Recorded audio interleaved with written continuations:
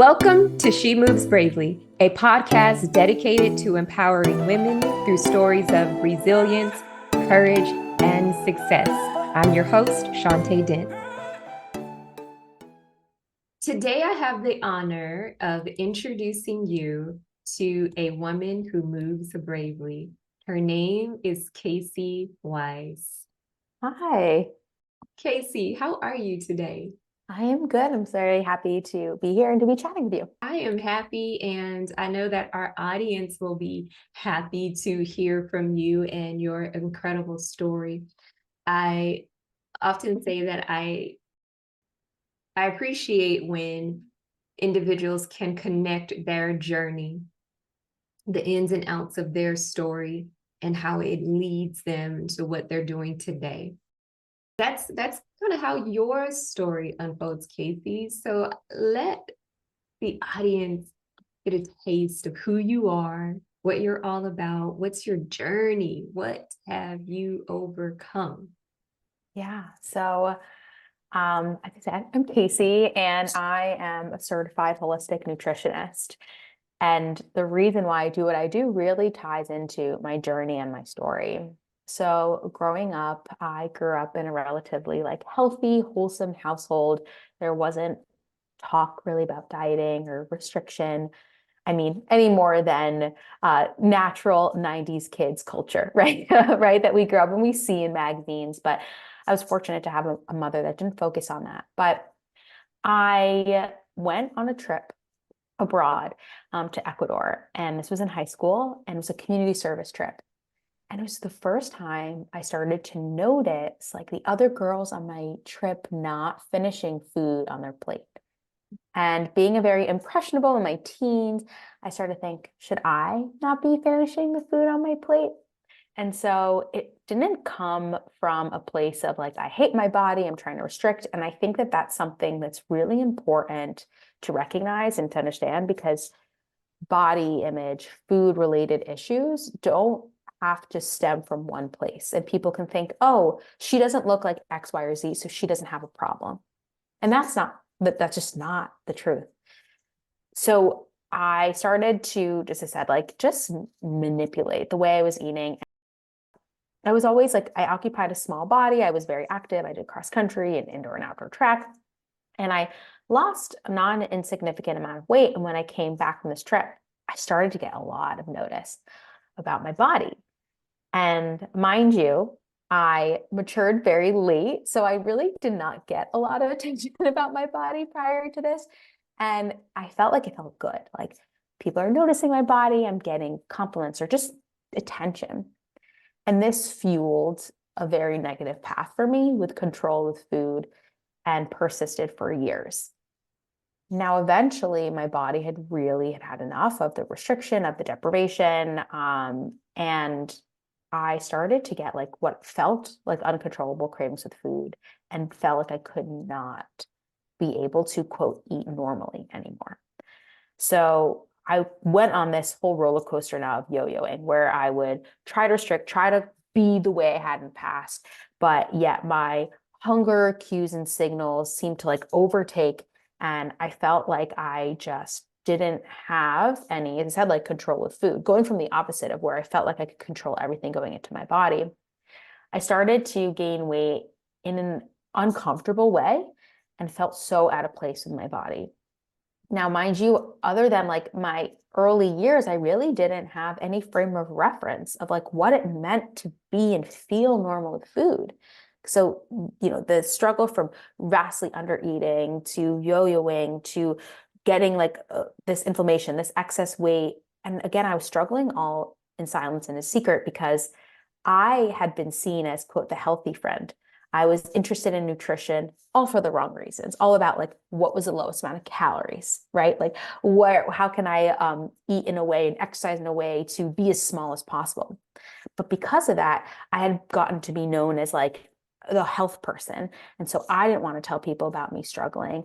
And I felt so freaking ashamed of the body I had, the habits I was having, and again, suffering in silence. And I see this so often because now clients that I work with are I haven't talked to anyone about this, right? So I like was again struggling now. This was now for a decade, that different struggles of with food. And I came to realize that I need to stop thinking that it's a new diet or a new plan or a new workout that is going to solve my problems, and that clearly something needs to change. I got introduced to intuitive eating, which, if people are not familiar, it's a 10 main principles to really get you connected with your body and your hunger and fullness. And this really helped me to quiet the diet police, to really get more in touch with my body. But working with a specifically intuitive eating practitioner, I still didn't feel like my body was its healthiest. I made a lot of peace with food, but I still didn't feel like my body felt or looked the way I really wanted it to. And then when I dove into holistic nutrition, that's when everything changed. Because I realized the power that food can have and not have to fear it. And that I don't have to be dieting, but I also don't have to not care about my health. Like there is a middle ground. Mm. And when I was able to occupy that and understand how I can stop tracking, stop dieting, yet understand that food can be medicine, be able to enjoy treats and enjoy indulgences, but not obsess and not stress, being able to find that happy middle ground. And with that, I eventually like went back to get my own studies, my own nutrition certifications, went back to get schooling for that. And I opened up my own practice, and it's a side hustle that eventually became my full-time career. And it just is such an amazing experience to be able to have the ability to help women to be the fullest version of themselves, because so many of us are hiding behind these struggles that we have. And it's really hard because on social media right now, there can be these like vast dichotomies of diet culture and needing to change your body out of hate for your body, and the other side of body positivity, which I am all for body positivity, but sometimes the body positivity can get to a place of like, and it's bad if you want to lose weight. And I don't believe that it has to be bad if you want to lose weight, as long as you're doing it from a place of love and a place of health.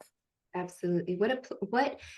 What a transforming journey you have experienced. And I always like to focus on the why, what led an individual to where they are today. What stands out to me is the way this all began. You observe other girls not finishing the food on their plate, you adapt that habit, and it goes into, I mean, initially it looks and sounds like this upward spiral, but eventually it's a downward spiral. And why not? Let's expand a little bit. We both know the importance of not judging books by the cover, and we see the glimmer, the glam, and we assume that woman has it all together. Wow. And maybe she does. And if she does, oh, we applaud her. Yet there are times when she might be struggling. And I like that terminology. I use it as well. Suffering in silence, that silent battle that no one can see, but you can feel. Mm-hmm. Mm-hmm. And I think it's interesting when we see the contrast of you, Casey, you were striving to keep up a look. I'm not going to eat as much because I'm counting my calories. I want to ensure that I stay as small and put together as possible. But my goodness, you got to that point when you decided it's not worth it. But what's Mm-hmm. interesting is before you got to that point, what you were controlling, putting so much energy into controlling, got out of control. I'm Yep. curious, when did that happen? How did it happen? And what was going on internally from I'm going to control what I'm eating, doing a darn good job, looking good, to now I can't control and I have the munchies. I want to eat everything. Honestly, I mean, it was psychological as well as biological. Um, Definitely because like a psychological component of feeling like I had to put up a facade, and then therefore when I wanted to have those treats, like that I shouldn't be having them in a public way. And then if I did let myself have it because of the way my hormones had then adjusted, I felt the need to eat more of those. And I was ashamed of that. So I didn't want other people to necessarily see that. And again, from a hormonal perspective, the way that my eating behaviors had affected my body really led to kind of that buildup of my body eventually. I phrase it as my body having had enough. And I mean, this whole entire time I didn't have a period. I was definitely like struggling, as I said, on a hormonal level from externally and internally. And that's why I always focus on not just the physical part of food, but also the emotional and mental connection with food, because it really both comes together. And if we're just focusing on our health from the perspective of, oh, what do I need to eat? Or like, what phytonutrients are in what food? We're really missing more than half of the battle here, because you can know every nutrition fact in the world. But at the end of the day, if you don't have the proper boundaries, coping mechanisms, if you just utilize food as the way to quote, deal with your emotions, it doesn't matter if know, as I said, like that the certain amount of added sugar that you should be avoiding. Yeah. And I imagine it's an enjoyable experience when you approach your health, your eating in a more well-rounded manner, because as you mentioned, we're still going to make sure, everything is in alignment when it comes to the calories, the amount of sugar, et cetera. It's definitely important to pay attention to those aspects of our eating habits.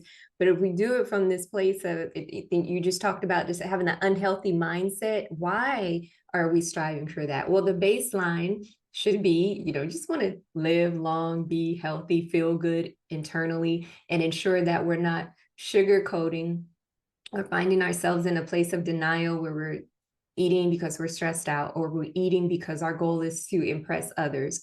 That should not be the initial reason, because it's not healthy. Now, people might be impressed at the end of the day with how you look and all of that once you adjust your eating habits. But I like that you focus on the importance of the foundation, the root, and the why.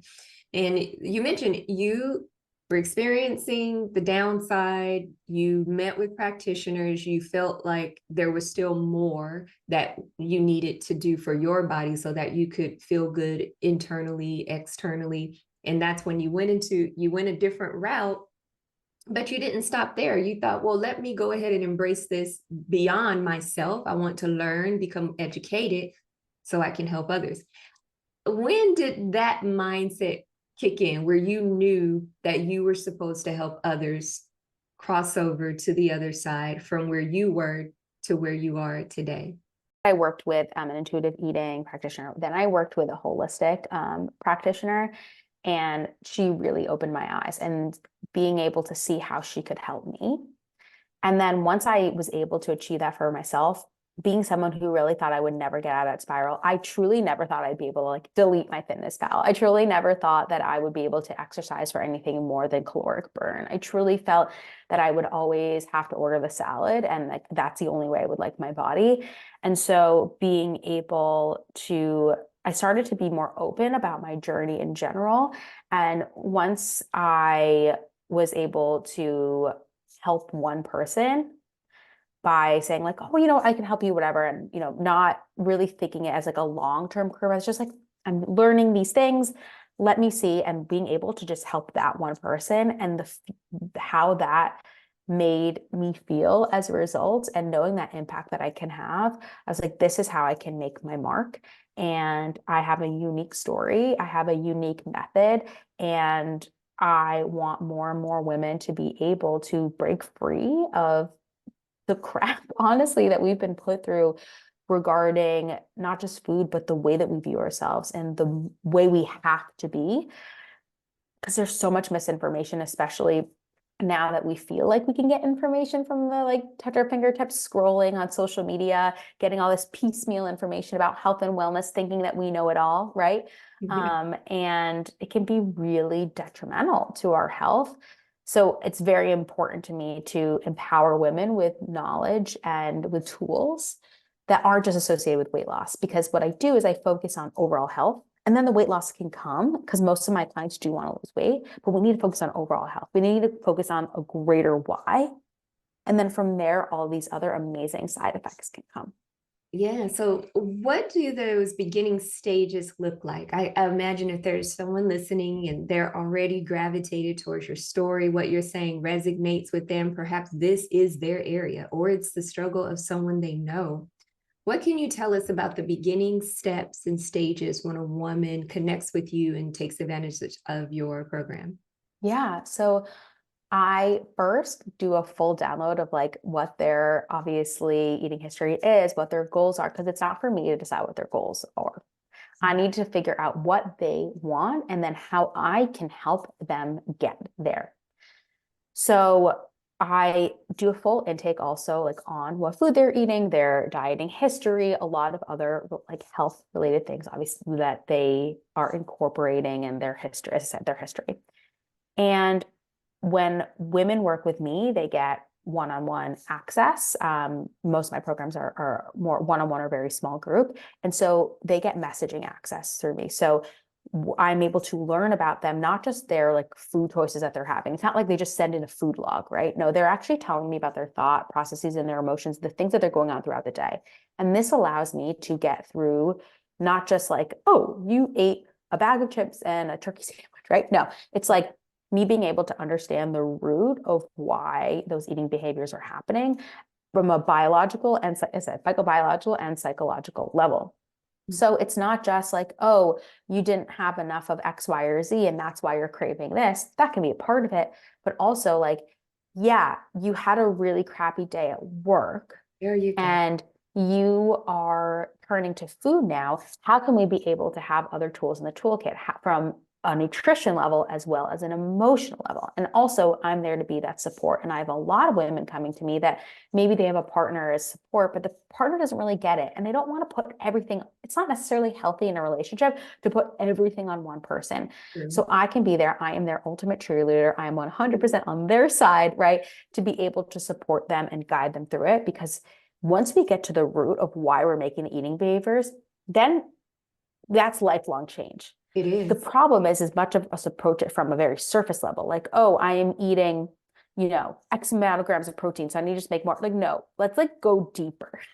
We Mhm. can talk about protein and stuff too, because that's important, but we need to go deeper to the root cause and the why. And when we can make that systemic change, then everything changes for good for the long term.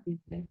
All right. Okay, Casey, you were touching some points here. So your approach, it's incredible. It's magnificent because how many times, and you talked about social media, where like we can see an ad and we like what we see. That's the whole point. And then we order that protein drink and we think we are doing ourselves a favor. And every day for 30 days, we're down in the protein drink or some other vitamin or some other supplement. And we both know that's not like the bad in and of itself, but you take it a step further. Let's not just grab any protein drink on the shelf. There's so much more involved. Even if you did drink the protein drink every day for 30 days, have you dealt with the root? Mhm. Perhaps 6 months from now, you'll be in the same position. And Casey, your approach, which is again, it's incredible because you're saying, okay, we'll talk about the healthy foods. We're going to talk about changing the eating habits, but what led you to the stress eating today? Yeah, Yeah. that day at work. Okay, I can imagine why you were a little overwhelmed and burned out after experiencing what you experienced today. Let's talk about all of that. And this is where you're setting individuals up for overall success. Because I believe, as coaches, we clearly enjoy the connection and the partnership with our clients, but we don't want them to have to feel like they're relying on us for the rest of their lives. And so while you're, in a sense, training or retraining them to think differently, change their perspective when it comes to why am I picking up the bag of chips and the candy? And then once they're out on their own, they will make those decisions because they've now been trained to think differently. I'm stressed out, but wait, I don't have to reach for. Hmm. You're speaking my language because that's what I say. It's like it's an investment Yeah. to then be the last investment because I create the toolkit so that you can be your own coach, Yes. right? It's not so that you need to every time like run back to me. Mhm. oh my God, I have these problems. Obviously, I keep in touch with all my clients, You'll be like there post for working with them. them Yeah, because I you're never love them and I abandoned. like work with the best women ever. But at the Right. same time, it's the point is so that you cannot just apply this to food, but it's a whole lifestyle approach and it affects in a positive way the way you approach is that not just food, not just nutrition. Because Mhm. when we can get to the root cause, then that obviously that root cause and especially that like psychological, emotional piece touches more things than just food. It touches our relationships, it touches our profession, and it touches the way we talk and treat ourselves. And food is one component of It that. is. It is. And let's circle back relationships. You mentioned the importance of, well, let's say the benefit, if we can share with our partner. At the same time, it's important to have a healthy balance because as Mm-hmm. much as our partners love and adore us, eh, it's probably not healthy for us to be in their face all the time, consistently about that one thing or those two things. I believe Mm-hmm. and admirable when our partner can see us, leading our own path in some areas. And yes, obviously, when you're in Mm-hmm. a relationship with someone, there's so many areas where you are to go through life together. But I know from my own experience in marriage that the times where I can step up and be empowered with some change or adjustment in my life, that causes my light to shine even brighter where my husband's like, ooh, I knew I loved her, but now, ooh, oh, she's attractive, but now, whoa. And so it's something about taking like ownership of what you need to do for your life. And again, I will never minimize the importance of our relationships and our partners. Just consider, and this isn't for everyone, but if it's for you, consider Yeah. maybe this is that area where instead of it being a downer, daunting, and now it's just a frustrating conversation to have with your partner, maybe it's time for you to shift and connect with a coach and connect with Casey and say, I've been on this journey and what I've been doing hasn't been working, and it worked for a moment, but I am not experiencing the lifelong changes I desire. And again, the truth is maybe, just maybe, your partner is a little frustrated with it too. Yeah. And just one thing I will say back on the, because it just rings so true, because I was putting it all on my boyfriend at the time, then fiance, now Mhm. husband, Yeah. and saying things like, don't let me eat this, or like ask me at the like putting it all on them. And I see Mhm. this happens a lot. Like people you partner, like if you see me eating past, like and putting that strain on the relationship is not healthy long term. It's one thing to do something together and to have partnership and to be able to say like, hey, I'm working on this with my nutritionist and my coach, and like these are ways you can support me versus putting the onus on them, because then when you're frustrated at yourself, you put that frustration on them, and that is generally not the best recipe for having like a very happy, sustainable relationship. So I just wanted to say that because what you were saying just resonated so much with me.